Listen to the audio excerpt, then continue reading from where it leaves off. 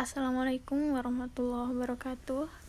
Perkenalkan, saya Tutut Disciarini dengan NIM 050203200065 dari kelas HPI 6B akan memaparkan mengenai peran ICRC dalam konflik bersenjata dalam mata kuliah hukum humaniter. Baik, yang pertama ialah ICRC sebagai pelindung kehidupan korban konflik bersenjata. ICRC adalah suatu lembaga atau organisasi dalam memperjuangkan hak-hak korban konflik bersenjata. Pada saat konflik berlangsung, penduduk asli wilayah tersebut akan berada di wilayah yang dikuasai oleh pihak lawan, karena wilayah asli mereka akan diduduki oleh negara lain. Jika mereka ada di bawah kendali lawan, maka mereka akan beresiko besar menerima perlakuan yang dilakukan dengan sewenang-wenang. Dalam hal ini, mereka membutuhkan bantuan kemanusiaan segera agar terhindar dari kejahatan yang akan memakan banyak korban. Dalam hal ini juga, hukum humaniter internasional atau HHI berperan menjamin perlindungan terhadap perlindungan masyarakat dalam memberikan bantuan kemanusiaan dalam konflik bersenjata. Kemudian ada beberapa kategori perlindungan khusus yang diberikan oleh HHI. Yang pertama yaitu wanita. Wanita punya resiko besar mendapatkan kekerasan bahkan pelecehan seksual yang dilakukan oleh pihak lawan. Wanita harus mendapatkan perlindungan dengan khusus terhadap kehormatan mereka dari perlakuan apapun. Kemudian yang kedua ialah anak-anak. Banyak dari mereka yang hidup sendiri karena orang tua mereka sudah menjadi korban konflik bersenjata, sehingga mereka mencari tempat tinggal dan mencari kebutuhannya sendiri. Padahal seharusnya anak yang berusia di bawah 15 tahun tidak diperkenankan untuk mencari kebutuhan mereka sendiri.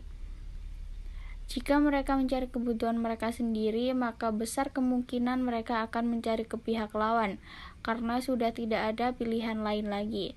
Jika mereka melakukan hal itu, besar kemungkinan juga mereka akan dipaksa dan dijadikan alat untuk perbudakan, bahkan dilakukan kekerasan juga terhadap mereka. Maka dari itu, anak-anak harus diberikan perlindungan secara khusus terhadap perawatan, pendidikan, dan terhadap segala serangan yang akan dilakukan terhadap mereka. Kemudian yang ketiga ialah jurnalis atau koresponden perang. Mereka berstatus sebagai warga sipil negara yang berhak untuk mendapatkan perlindungan sebagai warga sipil. Pihak-pihak yang berperang memiliki hak untuk memutuskan apakah jurnalis ini diberikan hak istimewa dalam batasan HHI.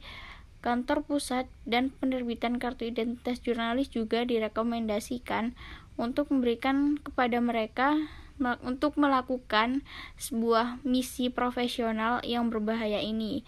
Tapi jurnalis hanyalah warga sipil.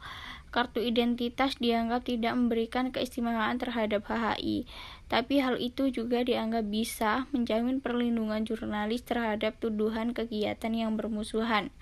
Kemudian yang keempat ialah pengungsi.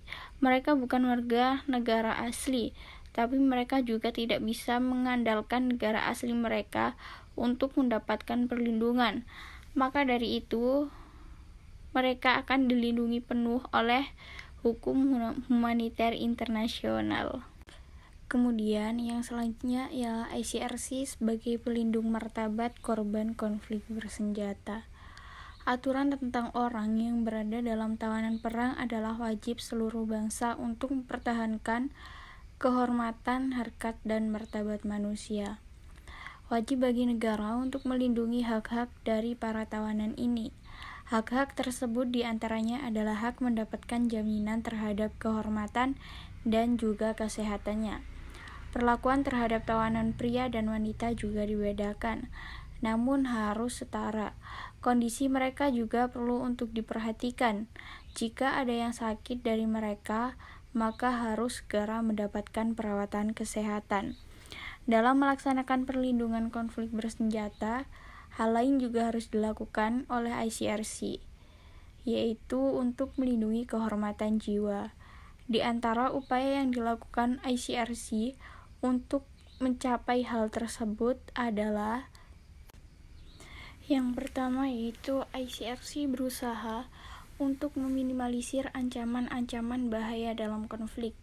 Kemudian yang kedua, ICRC berusaha menghilangkan tindakan yang semena-mena yang dilakukan kepada korban konflik. Yang ketiga, ICRC berusaha supaya suara-suara korban konflik tersebut tetap didengarkan dan hak-hak mereka tetap diperhatikan. Dan yang keempat, memberi bantuan terhadap korban konflik. Peran ICRC juga tidak dapat dikesampingkan dalam hal ini. Hal ini dilakukan oleh ICRC dengan selalu berada dekat dengan orang-orang atau korban-korban yang terlibat dalam konflik ini dan menjalin hubungan tertutup dengan para pihak yang terlibat dengan cara dialog tertutup.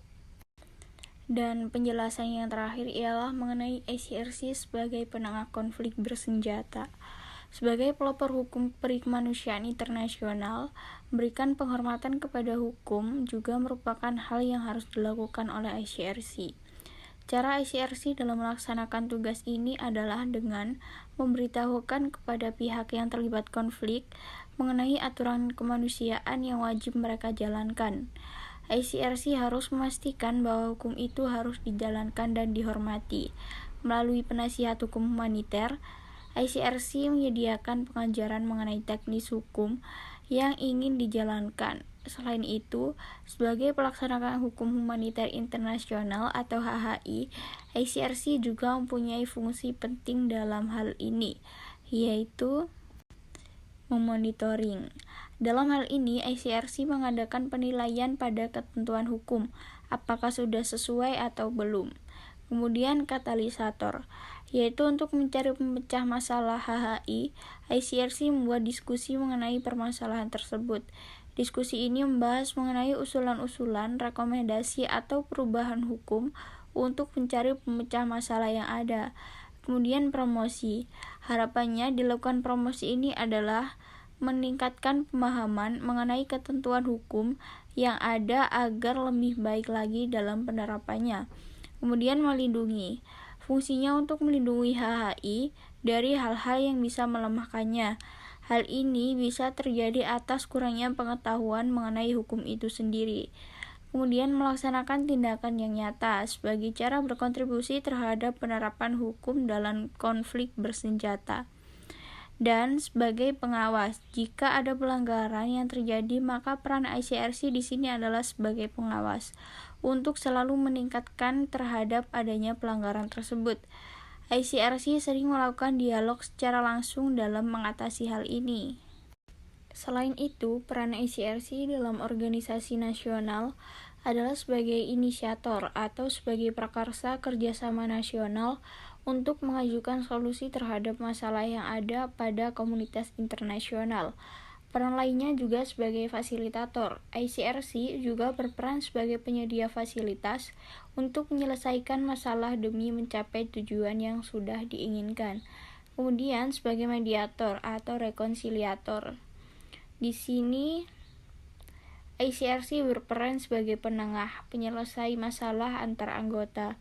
Dan yang terakhir adalah sebagai determinator, yaitu ICRC bertugas untuk mengambil sebuah keputusan atas masalah yang terjadi. Baik, cukup itu yang dapat saya sampaikan. Kurang lebihnya saya mohon maaf dan terima kasih atas perhatiannya. Saya akhiri. Wassalamualaikum warahmatullahi wabarakatuh.